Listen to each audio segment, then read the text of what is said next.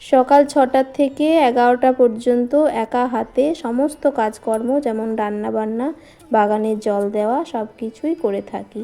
নমস্কার আমার প্রিয় বন্ধুরা, আশা করি আপনারা সকলেই খুব ভালো আছেন আর আমরাও ভালো আছি। আমার নতুন একটা ভিডিওতে আপনাদের সকলকে জানাই স্বাগতম। আপনারা কেমন আছেন আমাকে কমেন্ট করে অবশ্যই জানাবেন।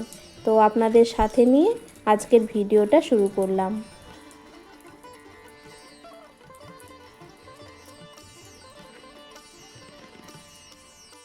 সকালবেলার বাসি কাপড়টা কেচে নিয়েছি, তারপর জামা কাপড়গুলো রেখে দিয়েছিলাম, একটু মাড়ুলি দিয়ে দিলাম, তারপর ঠাকুরকে একটু জল দিয়ে দিলাম, কারণ সারাদিনে অনেক কাজ আছে, কখন সময় পাবো, অনেক দেরি হয়ে যাচ্ছে। আর এখন তো দিনটা অনেক ছোটও হয়ে গেছে, শীত পড়ে গেছে, তাই বাসি জামা কাপড়টা ছেড়ে নিয়ে প্রথমে ঠাকুরকে জল দিয়ে মাড়ুলিটাও দিয়ে দিয়েছি। এখন জামা কাপড়গুলো মেলে দিচ্ছি। আর এগুলো হচ্ছে ভেজা জামা কাপড়, সকালবেলায় যেগুলো পরেছিলাম তো সেগুলো এখন মেলে দিচ্ছি। আর ওইদিকে দেখুন আমার পালং শাক হয়েছে, পনকার শাক নয়, এদিকে পালং শাক লাগিয়েছি। দেখুন তো পালং শাকগুলো বেশ সুন্দর বেরিয়েছে, একদিন আপনাদের কাছ থেকে দেখাবো। তো একবার দেখে চলে এলাম যে কেমন হয়েছে না হয়েছে, জল লাগবে কিনা। তো দেখলাম জল এখন আর লাগবে না, গাছগুলো অনেকটাই বেড়ে গেছে, আপনারা নিশ্চয়ই বুঝতে পারছেন। আর এদিকে আমার আগের দিনে জামা কাপড়গুলো ভাঁজ করে বালতির মধ্যে রাখা ছিল, তো এখন সেগুলো মেলে দিচ্ছি। আজ খুব সুন্দর রোদ উঠেছে আর হাওয়াও দিচ্ছে না, ঠান্ডাটা খুব একটা লাগছেও না। ওই দিকটায় ঠান্ডা লাগছিল, বাড়ির পেছন দিকটায় যেদিকে ভেজা জামা কাপড়গুলো মেললাম, আর এই দিকটায় কিন্তু অনেকটাই রোদ উঠে গেছে। তো এদিকটায় জামা কাপড়গুলো মেলে দিচ্ছি। আগের দিনে জামা কাপড়গুলো আমি ভাঁজ করে রেখেছিলাম, বালতির মধ্যে রেখে দিয়েছিলাম। আর জড়ো করে রাখলে তো কীরকম একটা ভাঁজ ভাঁজ হয়ে যায়, আর এরকম সুন্দর করে গুছিয়ে রাখলে ভালোই থাকে।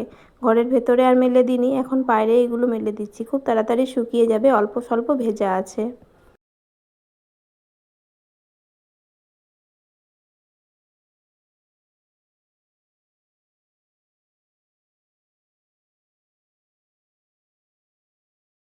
জামা কাপড়গুলো মেলে দেওয়া হয়ে গেছে, এখন আমার রান্নাঘরে চলে এসেছি। তো রান্নাঘরে এখন দেখুন যে যে কাপড়গুলো দিয়ে কড়াই ধরি, তো সেই কাপড়গুলো রাত্রিবেলায় মেলে দিয়েছিলাম কেচে।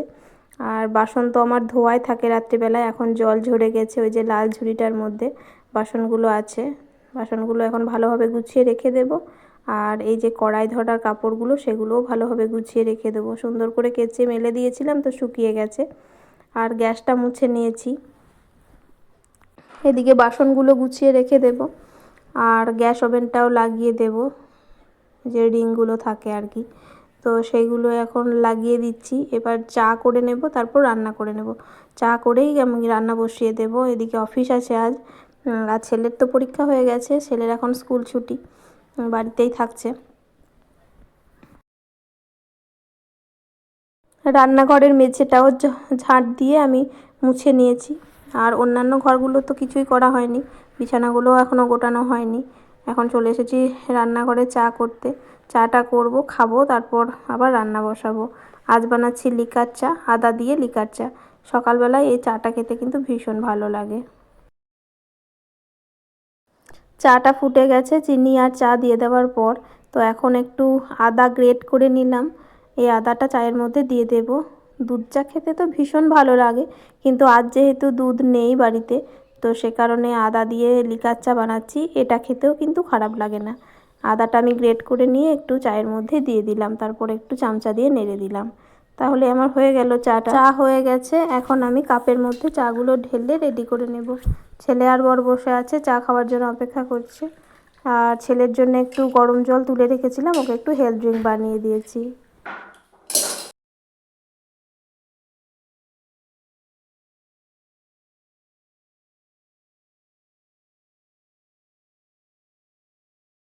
আজ অনেক সকালে ঘুম থেকে উঠেছি, আর তারপর তো আপনারা দেখতেই পেলেন যে কি করলাম। এখন আমি ভাতটা বসিয়ে দিচ্ছি, আর সবজিগুলোও কাটতে হবে। মশলা বাটা আছে, আর আমি মিক্সিতে আদা আর জিরে একসঙ্গে পেস্ট করে রেখে দিই মোটামুটি 5-6 দিনের মতো।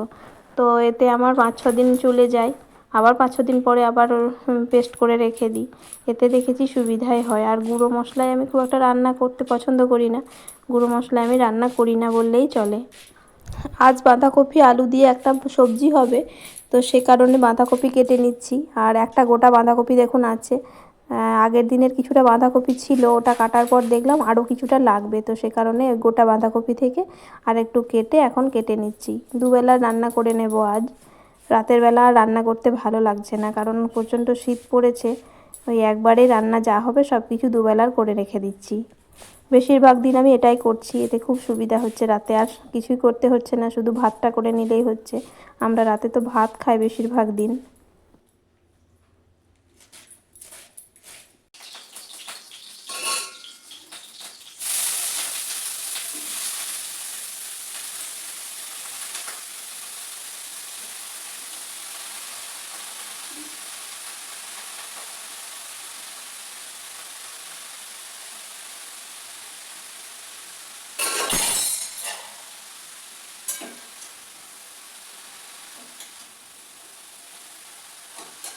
বাঁধাকপি সবজিটা বসিয়ে দিয়েছি, আর ভাত হয়ে গেছিলো বলে ভাতের ফ্যানটা গড়িয়ে দিয়েছি। ভাতটা নামিয়ে রেখে দিয়েছি। এদিকে আমি ফুলকপি আলুর একটা সবজি হবে, তো সেটাই বসিয়ে নিচ্ছি। ফুলকপি আলুটা ভালোভাবে কষাচ্ছি। আর আমার ফুলকপি আলু তরকারিটাও বসানো হয়ে গেছে, জল দিয়ে ঢাকা দিয়ে দিয়েছি। এদিকে আমি বিছানাগুলো তোলার জন্য চলে এসেছি। আপনাদের বললাম না যে সকাল থেকে বিছানাটাও গোছানো হয়নি, ছেলে ঘুমোচ্ছিল, অনেকক্ষণ পর উঠেছে। আমরা অনেকটাই সকালে উঠে পড়েছি, সে কারণে বিছানাটা পড়েই ছিল। রান্না করতে করতে বিছানাটা আমি তুলে নিচ্ছি, তারপর ঝাঁটটাও দিয়ে নেব। ওইদিকে সবজিগুলো সেদ্ধ হতে হতে ঝাঁটটাও দেওয়া হয়ে যাবে।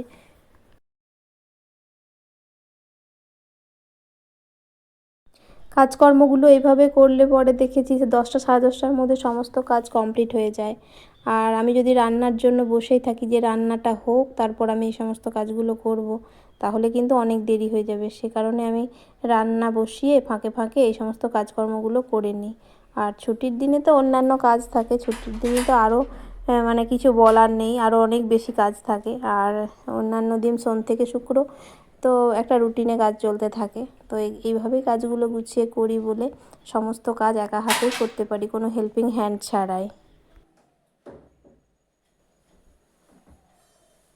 এখন ঘড়িতে মোটামুটি 8:30 মতো বাজে, তো ভীষণ রোদ উঠেছে, রোদের চাপটা আরও বেড়েছে। আর জানালার দিকে খুব সুন্দর রোদ ঢুকছে। জানালাটা ভালোভাবে খুলে দিয়েছি, বিছানাটাও টান টান করে ভালোভাবে পেতে দিয়েছি। তারপর ঝাঁটা নিয়ে এখন আমি ঝাঁট দিয়ে দিচ্ছি। আর এই কোণাগুলোতে দেখুন কত মাকড়সার ঝুল পড়েছে, ক্যামেরায় দেখা যাচ্ছে না, কিন্তু দু একদিন পর পর এগুলো না ঝেড়ে দিলে কিন্তু হয় না। প্রতিদিনই এরা মাকড়সাগুলো ঝুল করতেই থাকে, তো সে কারণে কোণগুলো একটু একটু ঝেড়ে দিচ্ছি ঝাঁটা দিয়ে।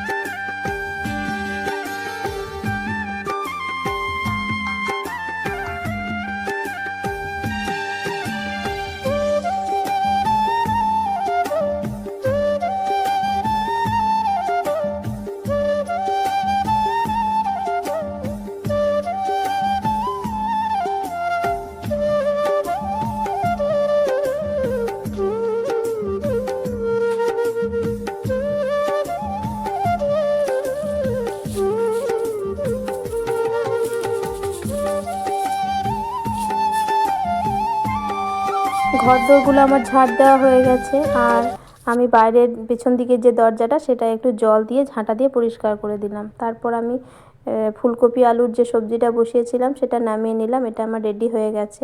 আর বাঁধাকপি সবজি তো আগেই হয়ে গেছে, ভাতও হয়ে গেছে। এখানে একটু টমেটোর টক বানাচ্ছি, মূলো, বেগুন, আলু, টমেটো দিয়ে একটা টক, শীতকালে তো ভীষণ ভালো লাগে। তো দেখুন সেই টকটাই বানিয়েছি। আর বানিয়েছি বাঁধাকপি সবজি আর ফুলকপি আলুর একটা রসা আর ভাত। রান্নাটা এদিকে আমার কমপ্লিট হয়ে গেল, কিন্তু ঘর মোছা এগুলো এখনও বাকি আছে। তো বর তো স্নান করে রেডি হয়ে গেছে, ওকে এখন খেতে দিয়ে দিয়েছি। আমরা একটু জলখাবার খেয়েছি, জলখাবারে মুড়ি খেয়েছি ছেলে আর আমি। বর এখন অফিস চলে যাবে, তারপর আমি আবার বাড়ির অন্যান্য কাজকর্মগুলো সব করে নেব।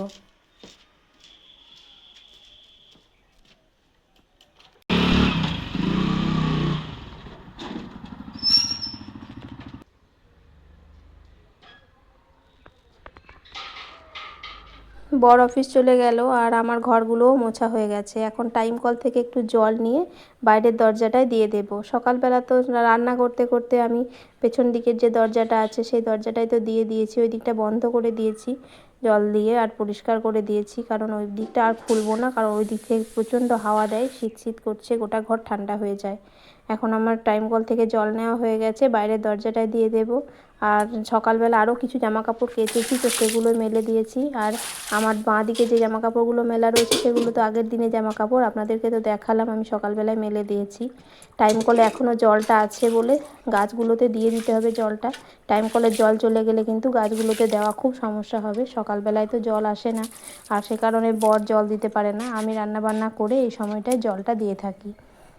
এখন জামাকাপড়গুলো তুলবো না, জলটা যেহেতু রয়েছে টাইম কলে, সে কারণে গাছগুলোতে আমি একটু করে জল দিয়ে দিচ্ছি। বাগানের ভেতরে জল দেওয়া হয়ে গেছে আমার, বাগানের ভেতরে মূলো, তারপর পালং শাক, লাল শাক, পনকার শাক, টমেটো, বেগুন, লঙ্কা সব কিছুই লাগানো হয়েছে, তো সেগুলোতে জল দিয়ে দিলাম। ওগুলো আর আপনাদের সঙ্গে শেয়ার করা হয়নি। এখন আমি ধনে গাছগুলোতে জল দিয়ে দিচ্ছি। তো ধনে পাতার গাছগুলো আপনারা নিশ্চয়ই বুঝতে পারছেন অনেকটাই করেই বড় হয়েছে, এই দেখুন অনেকটা কাছ থেকে আপনাদের দেখাচ্ছি, অনেকটা করে বড় হয়েছে। তো এখন সেগুলোতেই জলগুলো দিয়ে দিচ্ছি।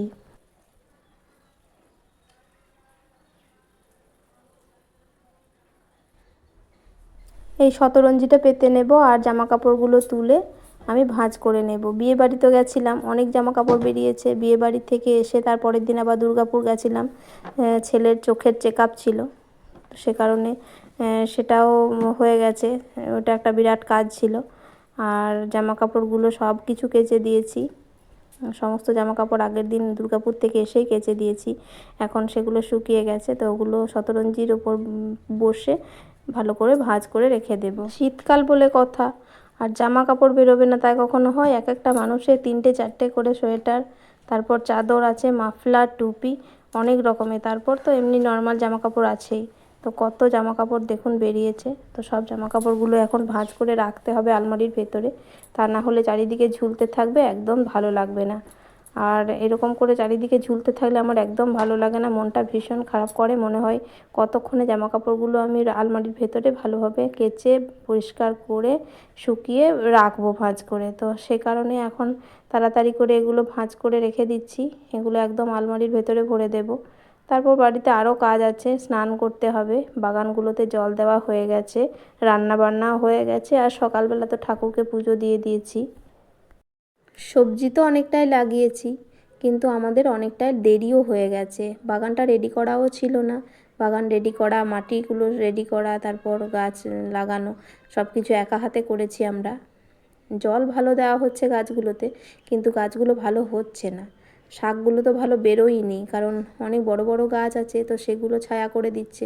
আর কয়েকদিন আগে লাগালে মনে হয় ভালো হতো। তো জামাকাপড়গুলো দেখুন একে একে আমি ভাঁজ করে নিচ্ছি, অনেক জামাকাপড়। আর শীতকালের বেলাটা অনেক ছোট বলে কাজকর্মগুলো একটু রয়ে বসে করব, তার উপায় নেই। গ্রীষ্মকালে তো অনেকটা হাতে সময় থাকে, রয়ে বসে কাজগুলো করা হয়, সমস্ত কাজ কমপ্লিট করার পর স্নান করে ঠাকুরকে ভালোভাবে পুজো দেওয়া হয়। কিন্তু শীতকাল অনেকটাই দিনটা ছোট, সে কারণে সকালবেলায় বাসি কাপড়টা ছেড়েই ঠাকুরকে পুজোটা দিয়ে দিচ্ছি, তারপর রান্নাবান্না করছি। আর এই সমস্ত কাজকর্মগুলো তো আছে, আর এখন তো আরেকটা বাড়তি কাজ, বাগানে জল দেওয়া। তো যাই হোক বন্ধুরা, ভিডিওটা আজ এই পর্যন্তই। দেখা হচ্ছে আপনাদের সঙ্গে নতুন কোনো ভিডিওতে। আমার ভিডিওগুলো যদি আপনাদের ভালো লেগে থাকে তাহলে কমেন্ট করে অবশ্যই জানাবেন, আর চ্যানেলটাকে সাবস্ক্রাইব করে পাশে থাকবেন। আপনারা সুস্থ থাকবেন, সাবধানে থাকবেন, ভালো থাকবেন। সম্পূর্ণ ভিডিওটা দেখার জন্য আপনাদের অসংখ্য ধন্যবাদ।